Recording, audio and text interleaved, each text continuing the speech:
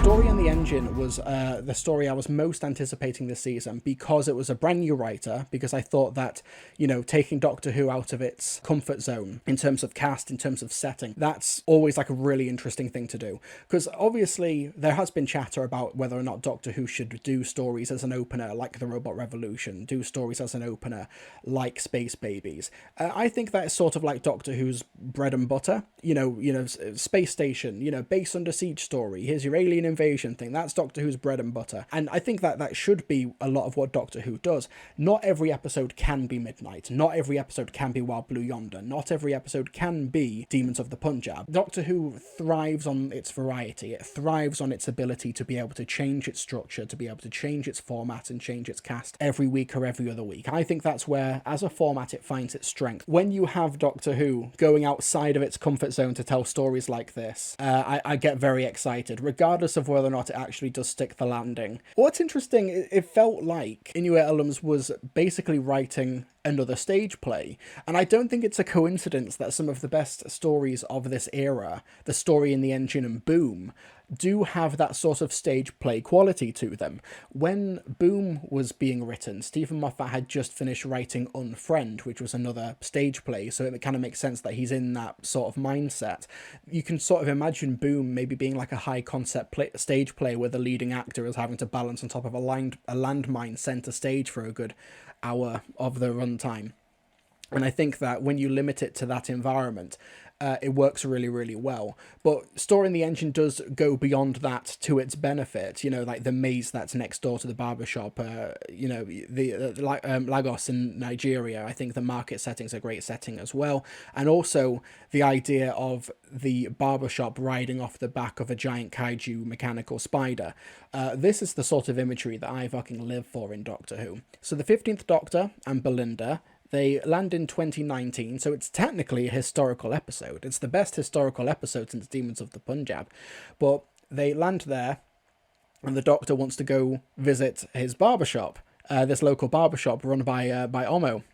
And he goes there because he says early on that, it's the first time in this black body, which I think is vague enough language where it's not like this is the first time I've been black. He just talks about specifically this body. He goes there because it's a place where he can feel like he belongs. He feels like there's the family dynamic there.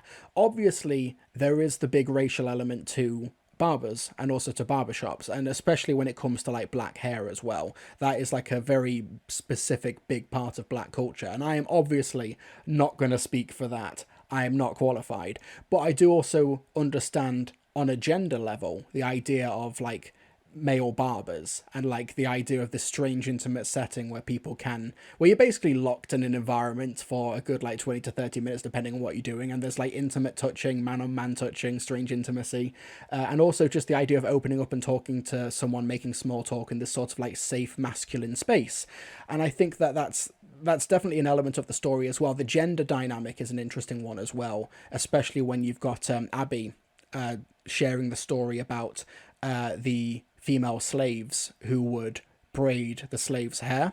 There is definitely a gender dynamic to it. It's a great setting, and it's also a really nice moment early on for the Doctor and Belinda, when Belinda says, like, you say that you're not human, but that's the most human thing ever, wanting to feel like you belong. Before the broadcast of this episode, Inua said that this was a companion piece to Dot and Bubble, and I feel like that is true. Not just in the fact that this is the first episode in Doctor Who history to have an entirely non-white cast.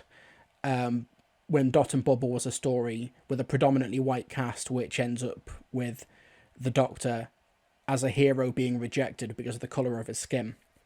But when it comes to the actual relationship between the Doctor and the world around him, and thank you to Dylan for subscribing. Dylan, you've already subscribed. What are you doing? Messing around. Unless that's another Dylan. When you've got the Doctor, it's clear that he's had multiple adventures or multiple experiences off screen since Dot and Bubble, which kind of informs the relationship he has with this barbershop and also just more broadly the world around him. Expanded Media might have a lot of fun with that. Who knows if he'll ever do Big Finish, but, when there's a gap between Empire of Death and the Robot Revolution, when he's traveling on his own. Maybe there's all these different stories that you could tell of him coming to terms with this identity. You also had you had looks as well, but there was the segregation aspect. He was very aware of it. He steps out the TARDIS and he looks at his hand and he's like, yeah, it's probably a good thing that no one's around and it's nighttime.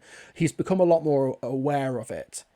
Whereas in Dot and Bubble, he sort of like met that prejudice, like was thrust upon him, and he didn't quite know what to do with it in that moment. And it feels like he's done a lot of growing since then. It's a shame that we have such a reduced episode count, but it does actually feel like the 15th Doctor has learnt and it has had experiences outside of the confines of the episodes, which is, it feels nice to see. But when it comes to him going to the barbershop and it's this like safe haven, it's this safe place, there's a really nice scene when the Doctor is talking to Omo, because Omo's like, the Doctor's here, he can tell all of these stories, because if you've somehow not watched the episode, the barbershop has been taken over by a guy called the Barber. With the Barber, he's basically using the stories of the people in the barbershop when they're in the chair getting their hair cut to power a story engine, which is powering a gigantic spider who is walking on a nexus, or the World Wide Web, so that they can go to their destination, which I actually think the destination itself is a bit vague, like as in where is the actual departure point? No, where is the destination point? So, but his goal is essentially to kill the gods because they took credit for his stories and they left him, like, they basically abandoned him when he gave them all of their power through their stories. So the Doctor is talking to Omo because Omo is like, oh, the Doctor's here. The Doctor can now give you all of these stories. They can give you all of these things. They can give you all the power. You can let us go because they've got families. The people here, we've got places to be.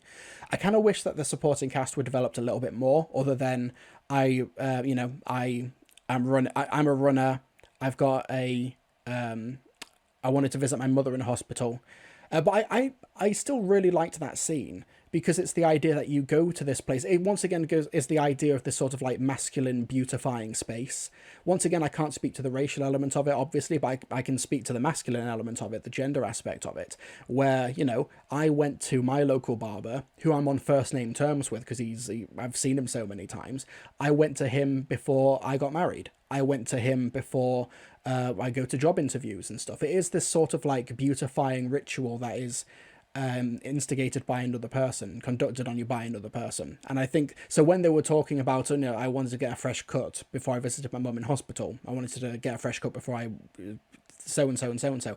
I liked that element of it, and I could relate to that element of it, but I kind of wish that they were a bit more defined outside of that. Almost like, yeah, you can take the Doctor and you can let us go now. And the Doctor feels so betrayed because he felt like he had this space, he had this family that he could rely on and confide with, and it's a sanctuary for him outside of the TARDIS. Belinda asks early on, like, doesn't the TARDIS cut your hair? And it does, apparently, but he prefers going to the barber shop because it's got that sense of community that the TARDIS on its own does not have. And he feels like that community, and almost specifically, has betrayed him now. And I feel like that's significantly more interesting characterization than like Last of the Time Lord stuff. And I think that's a really, really great scene. The first time I was watching it, I'll confess, I was a little bit distracted because I was thinking, oh, it's just like, Ncuti's going to cry again. But no, he actually didn't. And it made the scene better. It made it much more impactful, that particular scene. But for the story in the engine, it's such a fascinating, like, dissection on stories themselves. I got a lot of, like, Kubo and the Two Strings flashbacks in regards to, like, this is where your story ends, and like the use of stories very like purposefully in the dialogue deliberately. Samuel Myth, thank you so much for subscribing during the live stream. With the Barber himself as a character, it's such a incredible look at like these complex intersections of class, of culture, race, gender, and community. And Inuit elements as well, with his experiences, like, of course, going to barbershops, of course, being a black man living in England. It's also this exploration, a deeply personal one, clearly, of like colonialism through storytelling. Who gets to write the story? History is written by the victors. And in this case, The barber has been written out of these stories that he told in order to give the gods power. The gods essentially were the victors who wrote him out of the story, and he wants to reclaim that story back. He's the one who wants to be credited for his work. And you also have as well these stories that cross generational lines as well, with the story that Abby tells when braiding the Doctor's hair, this idea that they were able to help slaves escape their imprisonment by braiding the maps to freedom within their hair, and the slave masters and the guards wouldn't check the hair.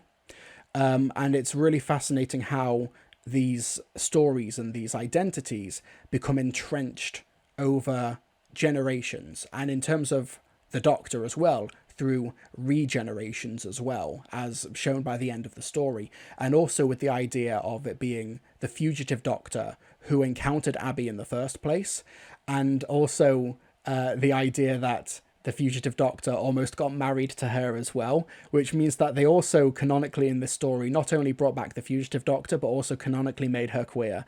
And I know people are being petty online and saying, oh, well, the Doctor's always queer, obviously, but not necessarily, okay? The first Doctor is not necessarily a queer Doctor. Fugitive is a queer Doctor, according to this story at least. Was it Fugitive? Yeah, because that's what the flashback is about. It was the fugitive Doctor who met Abby, and Anansi was the god who the Doctor was almost tricked into marrying their daughter. So that's who Abby encountered. And also it's interesting because Abby, unless she's had other Doctor encounters, Abby? Yeah, I thought it was talking. Yeah, that is Abby.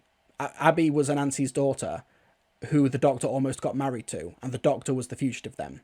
How does he remember the fugitive days? He might not necessarily remember everything, but I think he might have had the memory triggered by seeing Abby, and also that flashback to the fugitive was more for the audience than anything else. I don't think that the 15th Doctor didn't literally transform into the fugitive Doctor when the camera went over Abby's shoulder. But for he's probably asexual, but not everyone. Yeah, but not every Doctor is queer just as a baseline. They can be. It depends on the incarnation. Queer Hartnell, you can headcanon that if you want, but Carvanese didn't trigger anything for 13. You're getting lost in the weeds here. It's visual storytelling. But yeah, the idea that the Doctor, with of course the fugitive incarnation and his current incarnation as well, Abby seems to only know the Doctor as a black character, which is an interesting read on it. It's not just generations, it's also regenerations with the Doctor, who he uses the 6-word Ernest Hemingway story to overload the story engine. I'm born, I die, I'm born. Which, damn, that's got to be the 15th Doctor's final words, right? That's got to be it.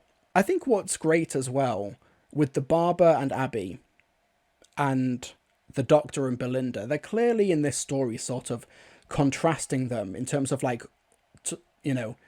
Doctor-companion relationships, where Abby is essentially stuck in there with the Barber, who's, there's a reason why there was the theory before this episode broadcast that the Barber was a Time Lord and that the barber shop was a TARDIS. There's this unconventional Doctor dynamic relationship here, which is ultimately for the Barber and Abby a very unhealthy one, whereas with, while Belinda is very reluctant when it comes to Doctor Who as a show, she's spending the whole series trying to get out of the show, she's very accepting and open to the Doctor as a character and to the people that she's meeting on her adventures. Abby knows that the Barber is not the god of stories, is not Loki, is not, who were the other gods that he named? RTD.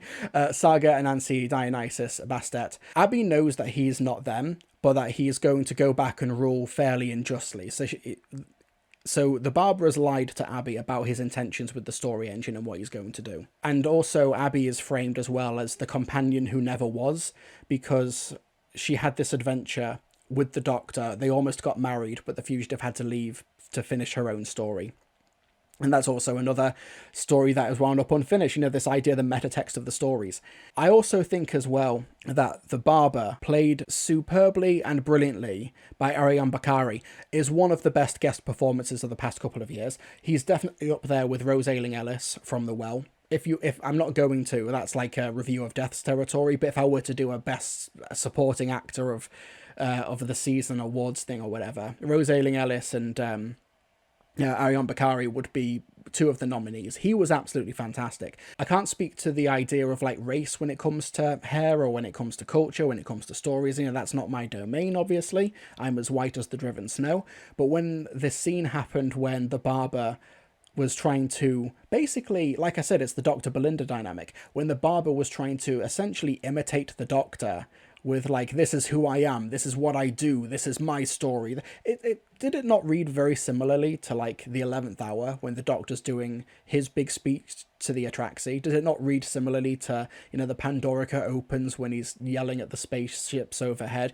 Did it not seem very similar to other Doctor Who speeches? He's very much inhabiting that sort of like doctor role. That's what he's trying to go for. But also because he's trying to fuel the story engine, which is really clever, a detail as well. He starts cutting off his dreads, his braids. I went to work the other day with somebody who has been watching Doctor Who since, I think, like the Peter Capaldi era. He's black, he's a director who works in TV, and we were talking about the episode, and he was like, the scene when he was cutting off his braids, when he was doing the monologue, had me fucking gagged. Like, it's a big deal, when you try and, like, when you cut or disrupt black hair. Because it's loaded, basically, I'll say. You can do a lot of research. You can ask more people more qualified than me. But the idea that he's so committed to telling this story that he's willing to essentially remove a big part of himself and his identity. And it doesn't grow back either. He cuts off his hair to tell this story, to help fuel the story engine, and it doesn't grow back, cutting off years of work. Yeah, because he's trying to sell the narrative to the Doctor. He's found an equal when the Doctor walks into the barbershop, and he really has to up his game there. So it means a lot as well when the Doctor and Belinda just sort of laugh in his face there. I think, he was outstanding, Ariane Bakari. He was really, really strong. A great, brilliant, intimidating presence. Certainly better than he was in The Woman Who Lived, but then again, he was caked under makeup and prosthetics there, so fair enough if he wasn't able to showcase his range. It felt like he was self-harming when he was cutting his own hair off. It was so intense. Yeah, and he played it like, and when he's like doing the speeches, he's saying them right down the barrel of the camera. And when he sat down, there is like the implied mirror as well that he's looking into, but it means that he's able to look straight into the barrel of the camera. Really terrific stuff. Great performance and great loaded imagery. Great visual storytelling there. Fantastic stuff. I also think that it wasn't as much of a showy role, but I do think that Michelle Asante as Abby, she was brilliant as well. She was really strong in this, and she owns the scene when she's braiding the Doctor's hair and she's telling the story of during slavery when the women would have to braid the slaves' hair to give the path to freedom, and that's what he does, and that's what she does to the Doctor, who then uses that map to get through the maze next door, and the camera pulls up to reveal the vastness of the maze. That was absolutely that was brilliant. That was so well done. One of the MVPs of the episode, we've talked about the cast. Inua Ellam's writing was fantastic as well, but massive shout out to Michaela McPherson, who's the director of this episode. I believe it's her only credit for Doctor Who. She's not coming back to direct any other episodes this season. Massive shame, because she fucking came to play for this episode. Like, she delivered here. Fantastic work in, like, whether it be the confines of the barbershop, which is so interestingly shot and so many different angles there, lit so brilliantly, to like the market town as well, which is like, I believe they filmed that stuff in one day. She was absolutely phenomenal. And if Doctor Who does get renewed, if there's any more stories coming forward, whether it's through the BBC or Disney or whatever, she was fantastic and she should absolutely come back. Not saying that other directors this year should not come back or have not done a great job, but it feels like such a massive shame that in one of the most visually arresting episodes, which is 99% dialogue, she makes it come off the page. She does an incredible job visually, directing the actors as well. I think she gets an amazing performance out of Ncuti. But yeah, where was the Market Town filmed? In Bad Wolf Studios. It was all filmed in studio, with the exception of a couple of drone shots. This episode or Demons of the Punjab, which do you prefer? Don't make me choose! It's a very different canvas, and also I don't just want to be like, oh, these are the episodes set abroad with non-white writers telling racially charged stories. I don't want to just sort of... But I do think that this is the best episode since Demons of the Punjab. It's better than Boom. It's It's better than Wild Blue Yonder for my money. First viewing, I knew I really liked it. I knew I did. But the second time I watched it, I was like, yeah, this one's the fucking real deal. It's so good. I understand that it is very talky, and I understand it's not going to resonate or work for everybody. That's absolutely fine. Like I said, not every episode has to be like this. I don't want an 8-episode run where every episode is The Girl Who Waited. I don't want an 8-episode run where every episode is like The Story in the Engine. That is a one-way ticket to alienating your audience by being far too abstract. But I do also think that this is about as thematically complex as a Doctor Who story can be, whilst not breaking the format, because there's only so much you can do with a family audience. You know, you can't really tell super violent, or you can tell very intense stories, but there is definitely a limit to it. Thank you to Jamie Brown for becoming a member during the live stream as well. Jamie has now got access to my next vlog video, early access to that. There was also talk about Belinda seeing a child as the Spider's... No, so yes, we talked about this earlier on. I'll try and bring up the screenshot. Yeah, I'm actually not a big fan of this bit, I'll confess. But in the story in the engine, Belinda, while finding the barbershop, encounters this child in the street. That's Captain Poppy from Space Babies, which is confirmed in the credits of the episode. Yeah, Captain Poppy. Poppy in the credits. There was a clip going around of Anita Dobson, who plays Mrs. Flood, at a convention, saying that she was wondering what on earth is going on with Space Babies. And then when they filmed some stuff later that ties back to Space Babies, she was like, oh, it makes sense. Russell T Davies is such a genius. So apparently Space Babies is going to be pivotal to the finale. And that was Captain Poppy. I just adored and loved the image of this giant spider, this giant mechanical spider making its way through this giant story web. And also, I will say, probably my favourite shot of the entire Bad Wolf era so far is the shot after the Doctor supercharges the engine with his 6-word story, and the spider starts picking up the pace and just like starts scuttling along super quick. I adored that so much. That shot of the spider like ramping up its speed across the web. Mwah, that was cinema. How did the barber build all that technology? I don't need all that explained personally, but basically the barber was essentially a servant of the gods who would tell their stories in order to give them life, in order to give them energy and purpose and meaning to humanity. Presumably, if the gods are real, he would have access to all of that technology. He would have access to the whole, it's the MCU conceit of Norse mythology, where to humanity it looks like magic, but to them it's just advanced science.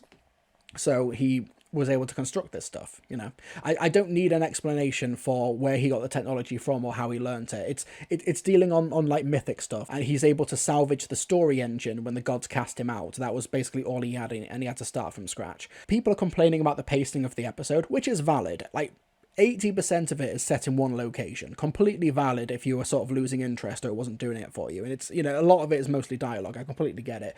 But you also don't want to stop the momentum even further by having them explain all of the mechanics of this universe. I think that it picked the right balance here. For the story, when he goes through the heart of the maze, and you've got this gorgeous set with all of these different mediums and formats for telling stories. You've got the TVs there, you've got those statues which people would carve stories and faces into as like one of the very first forms of storytelling thousands of years ago. They're basically the beginning of stories. The big tree at the heart of the Nexus, which is a beating heart inside of the brain.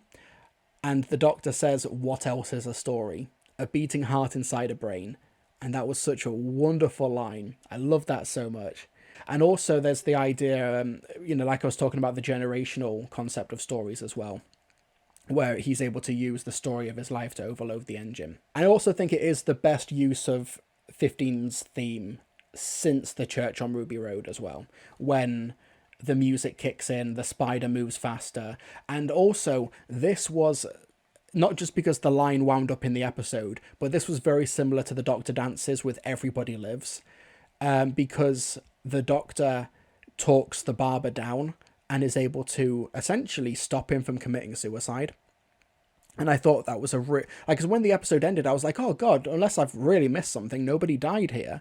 This is like one of the rare Russell T Davies era stories where everybody lives, and he talks the barber down from the ledge. And I thought that was really brilliant. And he's able to, he's basically able to become the new Barber when Omo retires. I think there's a bit of an unavoidable indirect point to be made about clips of the White Doctor saving the day in a story about the strength of the community in blackness. Now, I think that it's an unavoidable dynamic. It's not the story's fault that Ncuti's legacy in terms of a numbered Doctor is entirely white, but I also think that that is alleviated somewhat with Jo Martin's cameo in the episode as well. I think if she had no presence in the episode, that's true. But I think that with Jo Martin there, in a brand new costume, by the way, that costume that she's wearing was made specially for this, because it's currently on tour, her outfit from the Jodie Whittaker era. Did they really make a whole new costume just for a single shot and some promo images?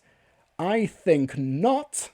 Oh, I have seen another complaint about people talking about they wish that they don't understand why the Doctor's story of Belinda in the hospital wasn't animated. Firstly, they do explain that in the episode. The Doctor's story is like super vivid, because it's about an ordinary person, and also maybe because he's a Time Lord, which makes it extra super powerful. So it's live action as opposed to the other animations. Also, Mrs. Flood appears in that one, which is, that was quite distracting. That was like, the Doctor's trying to tell this lovely, heartfelt story about Belinda and care workers and nurses and stuff like that. Oh, no, here's the Mrs. Flood cameo again. Story in the Engine final thoughts. Felt like a Chibnall episode 4 out of 10. You're trying to goad me. Don't make me ban you. I have that power. No, Story in the Engine for me is a 10 out of 10. There are a few things, in the same way how I think that Demons of the Punjab is like a 10 out of 10, or if you want to be like that, a 9.5 out of 10. I don't do decimals. That doesn't mean it's a perfect story. Like I said, I kind of wish that the